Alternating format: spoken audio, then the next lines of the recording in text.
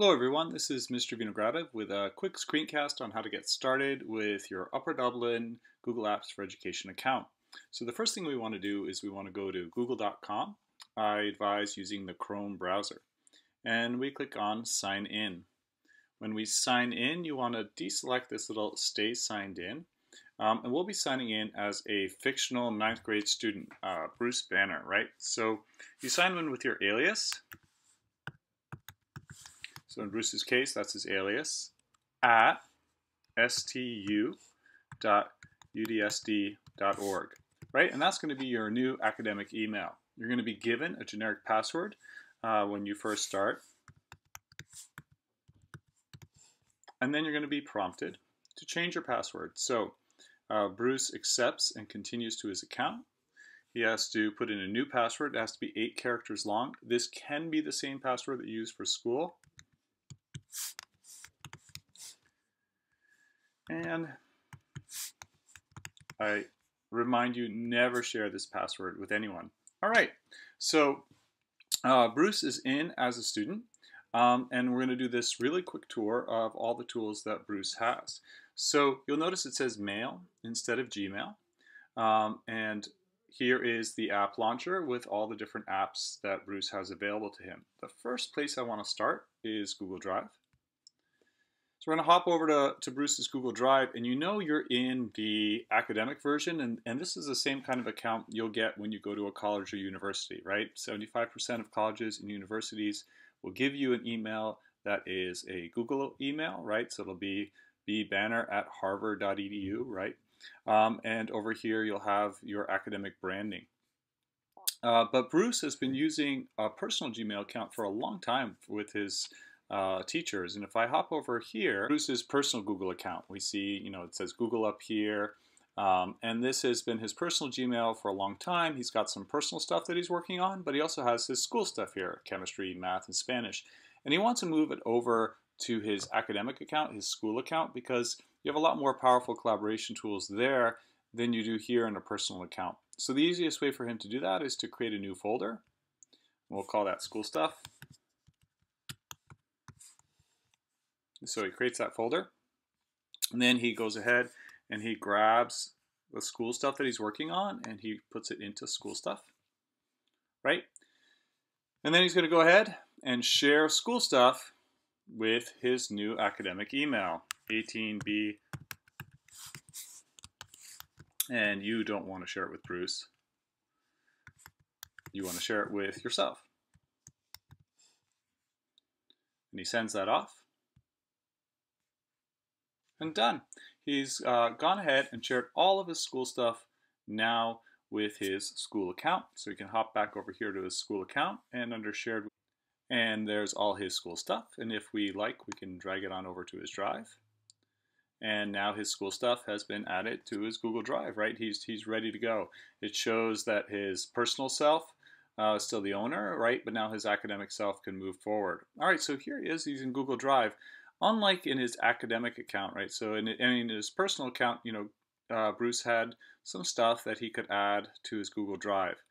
In an academic account, we've added a lot more tools for you to use and play with, so enjoy all of those. And your teachers will work with you. If you haven't used Google Drive before, your teachers will work with you and show you how. More than likely, you've been using it for a long time, and you're going to be helping a lot of your teachers. All right, so our next stop on the tour is Mail. Let's hop on over to Mail. So your Mail is an academic email. Feel free to use it when you're communicating with colleges and with jobs. For everybody in 8th grade and younger, it's an internal email. So you can email your teachers can email you, but you can't email to the outside, and you can't email each other yet. So here we are, right? You're in your academic email. You can go ahead and set a profile image for yourself if you like. Just make sure that your profile image is school appropriate, right? So snap a picture of yourself. If you want to, you can upload a picture that's a fun cartoon. And there we go.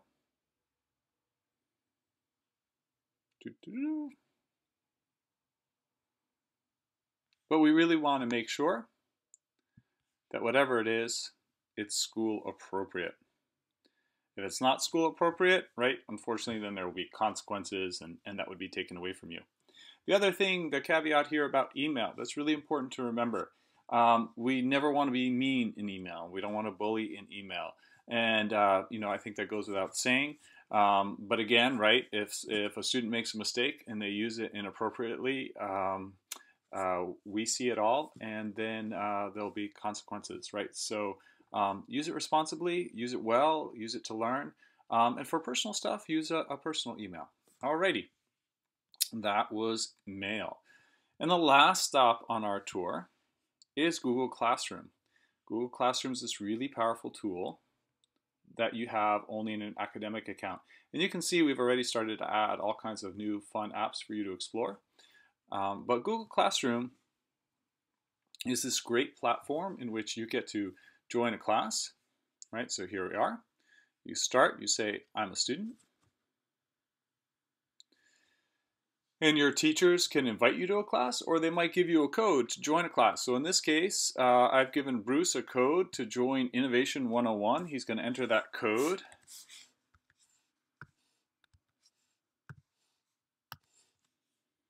And he joins the class. Right? And now he's in this class, Innovation 101. It would give him a tour, but essentially the way the class works is this. Your teacher can go ahead and post a discussion question. Bruce can post a discussion question. He can just post something here. He can share a link. He can share something from Drive. You can share a video. You can have a long and threaded discussion, right? So you see over here, there was an announcement by the teacher, and we had a bunch of students were chiming in and giving feedback, right? Bruce could join the conversation and add a comment. And in addition, right, this is a place where your teacher can give you assignments.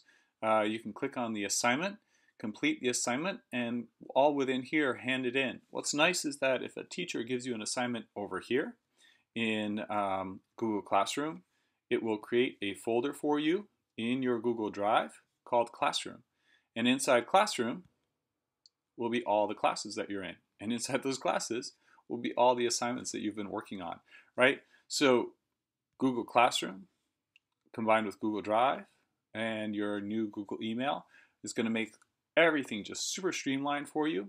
You can get to all of your work from any computer or device in the world. You can download the Drive app for your phone. You can download the Classroom app for your phone as well. So enjoy your new Google Apps for Education account. Use it super responsibly. And if you have any questions, reach out anytime. Thanks.